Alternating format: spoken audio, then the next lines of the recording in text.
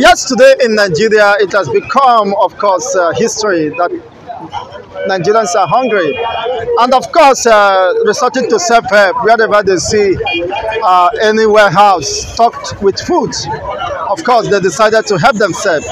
This is a government of Tinubu that have forced Nigerians to become beggars and unfortunately scampering for survival. Your take on this? Well, good morning, Chigoze. We are in a very precarious situation in Nigeria today, whereby our youth have no any other option than to resort to what we call warehouse raid. It is no more a news, neither is it a secret that all the jobless youth now are scouting the streets of Nigeria looking for any massive structure which could possibly be stocked with foodstuffs. Just before the warehouses in Abuja were raided, don't forget, a lorry owned by Bua was actually, this lorry was ambushed and that lorry was actually empty. That lorry was filled with cartons of spaghetti, rice, and so many other, foodstuffs right there in the north. Once again, just yesterday, we heard that a warehouse, though not the federal owned, but I think it was a private, owned warehouse, was ransacked, was empty. I have never seen a situation whereby a very massive warehouse was emptied in less than 1 hour. If this warehouse was to be emptied by people who were working, this ordinarily it would take them nothing less than 6 hours. But in this situation, it was empty in less than 1 hour. My brother, this is a level of hunger we are facing in this country named Nigeria. It's quite unfortunate. You said the hungry Nigerians or jobless youths. Why is this not happening in the south, and why is it just more pronounced in the north? And what is the government doing? The government of Tinubu, the Jagaban, doing to resolve this issue? It becomes a pandemic, so to say.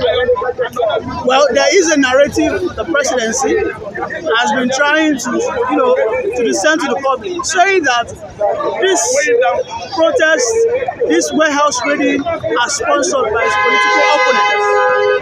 However, I don't think that is the case. Don't forget that the Northerners have been accustomed to what we call baby bottle feeding system, whereby their political, juggernauts feed them, give them palliatives, give them handouts. But that doesn't seem to be happening under this presidency. Under this presidency, the Federal House of Reps, the senators, last December collected 200 and 300 million respectively. But those money were not shared judiciously among the senators, among the Northerners. Pardon me. So the Northerners are extremely hungry because they have been accustomed to be fed by their politicians. Was anyone shared among the masses of the South? That is, are you aware of that? Let me tell you, in the South, we tend to be more hardworking, and we tend to be more creative. That's the situation we have here in the South. But right there in the North, they have been incapacitated, and they have been made to be ineffective and unproductive. So, by the way, that is why we will see that the possibility of anarchy or protest to erupt in Nigeria will probably start in the North. And I think we are getting closer because we've had about 3 to 4 issues that are related to anarchy. We've had warehouse raiding. Unfortunately, we had one that happened in the Federal Capital Territory of Nigeria, Abuja. We had another one that happened in Kaduna. Dangote trailer was also raided in Kano State. So what are we saying? The northern politicians have dealt with the northerners, and this is why if they don't get handouts within a period of time, there will be an uprising. All through the years of Buhari, how many skills acquisition training was done for the northerners? Nothing.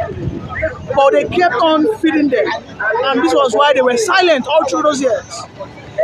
We in the south suffered border closure.